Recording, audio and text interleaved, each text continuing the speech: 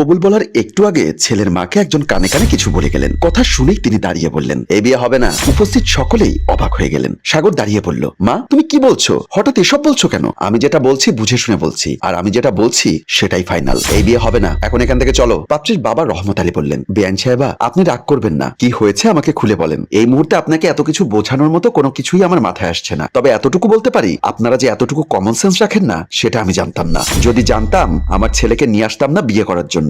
নববধূ রেশমি কিছুই বুঝতে পারছে না। সে তার বান্ধবীর দিকে তাকাচ্ছে, তার বান্ধবীও তার দিকে তাকাচ্ছে। বেআইন আপনি আমারে খুইল্লা কন, আমি অবশ্যই সমাধান করুম। রোজিনা বেগম বললেন, এই মুহূর্তে আর সমাধান করার কিছুই নেই। লোক হাসাহাসি হয়ে গেছে। আর যেখানে আপনাদের জন্য বিয়ে বাড়িতে আমাদেরকে নিয়ে মানুষ হাসাহাসি করছে, এই অবস্থায় দাঁড়িয়ে এখানে আমার ছেলেকে বিয়ে করানো আমার পক্ষে সম্ভব না। কথাটা বলেই তিনি ছেলেকে হাত ধরে টেনে নিয়ে বের হয়ে গেলেন। পাত্রীর বাবা পেছন থেকে ডাকতে ডাকতে ছুটে এলেন। মেয়ের বাসা থেকে বের হয়ে যাবার সময় সাগর বলল, মা তুমি একটু বোঝার চেষ্টা করো, কি হয়েছে সেটা বলবে তো। এরকম একটা বিয়ে বাড়ি, এত মানুষজন, এত আয়োজন, এখানে সবকিছু ফেলে এভাবে চলে যাচ্ছ? হ্যাঁ সবকিছু ফেলে চলে যাচ্ছি। কেন তোর ওদের জন্য দরদ উতলে পড়ছে নাকি? বিয়ে এখনো হলো না, এর মধ্যেই দেখি। এমন সময় রহমত আলী এসে বললেন, বেআইন আমারে দয়া করেন, একটু দয়া করেন আমারে। আমার ঘর ভর্তি মেহমান, অনেক টাকা খরচ কইরাও অনেক আয়োজন করছি। এইভাবে সব নষ্ট কইরা যদি চইলা যান তাহলে যে আমার মান সম্মান সব নষ্ট হইব। বাহ, নিজের মান সম্মানের কথা তো ভালোই বোঝেন দেখছি। তো আমাদের কথা ভাবতে পারলেন না? আমাদের মান ইজ্জত নষ্ট হতে পারে, এটা বুঝলেই তো আজকে আর এই সমস্যাটা হতো না। মা তুমি একটু ওনাকে পরিষ্কার করে বলো। রোজিনার ছেলের দিকে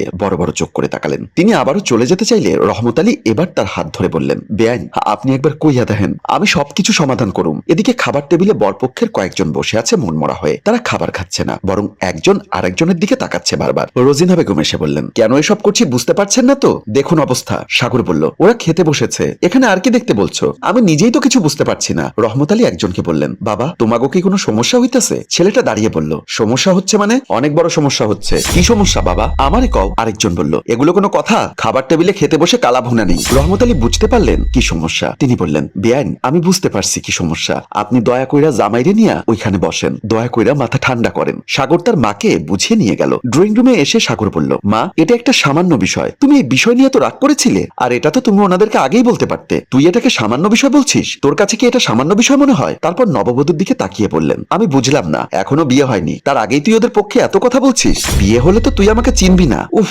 মা, বিষয়টা সেটা না। আমি যেটা বলতে চাচ্ছি এটা একটা ছোটখাটো বিষয়, এটার জন্য কি বিয়ে ভেঙে দিতে হয়? রোজিনা বেগম রেগে বললেন, ওদিকে ওরা হাসাহাসি করছিল আমাদেরকে নিয়ে, আমাদের পরিবারের কি মান সম্মান নেই? আর তাছাড়া ওরা চট্টগ্রামের বাইরের মানুষ, ওদের তো জানা উচিত ছিল চট্টগ্রামের মানুষেরা বিয়ের সময় কি খায় না খায়। আমি বুঝতে পারছি ওরা চট্টগ্রামের বাইরের মানুষ, ওরা বুঝতে পারেনি আসলে, তাই এরকম একটা ভুল হয়ে গেছে। কিন্তু তুমি ওদেরকে আরো সুন্দরভাবে বলতে পারতে। অন্য ঘরে গিয়ে রহমত আলী তার ছেলেকে বললেন, তুই এটা কি কাম করলি? তোকে আমি বাজার সদাই রান্না বান্না সবকিছুর দায়িত্ব দিলাম, আর তুই মান সম্মান ডুবাইলি। আব্বা আমি কি করছি আমারে কন? আপনি যেরকম টাকা পয়সা দিচ্ছেন সেরকম বাজার সদাই কইরা আমি রান্না বান্নার ব্যবস্থা করছি, আমার দোষ কোথায়? রহমত আলী বললেন, তোর মতো এত বড় একটা ছেলে আমার ঘরে আছিস, তুই একটু খোঁজ খবর তো নিতে পারতি। চিটাগাঙ্গা মানুষেরা বিয়ের সময় কি খায় না খায় আমরা তো জানি না, তারা যে বিয়ের সময় কালা ভুনা না পাইলে এরকম করবে সেটা তো বুঝতে পারি নাই আগে। আব্বা সত্যি কইতে কি এটা আমারও জানা ছিল না। তুই এক কাজ কর, এই টাকা পয়সাগুলো রাখ, এখনই গিয়ে কিছু গোস্ত নিয়ে আয়। কিন্তু আব্বা এখন গোস্ত নিয়ে এসে রান্না করতে করতে এত মানুষে ভাতের টেবিলে বসায় রাখা কি উচিত হবে? তাছাড়া এখন গোস্ত রান্না শুরু করতে গেলে তো অনেক দেরি হয়ে যাবে।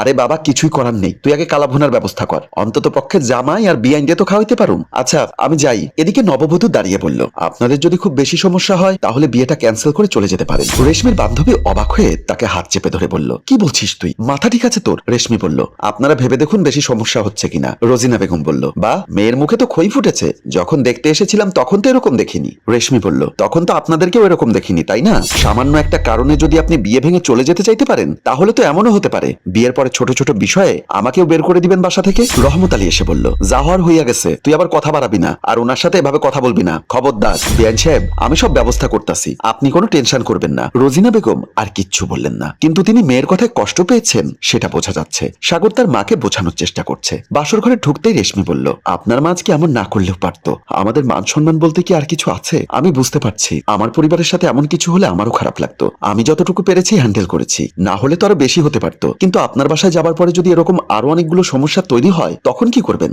আপনার মা যদি সবসময় সামান্য বিষয় নিয়ে এমন করেন তখন? সাগর মুচকি হেসে বলল, আমার মা একটু বদমেজাজি, যে কোনো বিষয় নিয়ে তাড়াতাড়ি রাগ করে, কিন্তু খুব তাড়াতাড়ি আবার রাগ পড়ে যায়। আর তাছাড়া আমার বিশ্বাস আমি সবসময় তোমাদের দুজনকেই সমান মর্যাদা দিয়ে রাখতে পারবো, আমার উপর ভরসা রাখো প্লিজ। ঠিক আছে, করলাম ভরসা। সম্মানিত ভিউয়ার্স, গল্পটি ভালো লাগলে লাইক কমেন্ট ও শেয়ার করবেন, ধন্যবাদ। গল্পটির রচনা ও পরিচালনায় অভি, ক্যামেরায় শিহাব ও আশরাফ এবং প্রযোজনায় মঞ্জুর মোর্শেদ।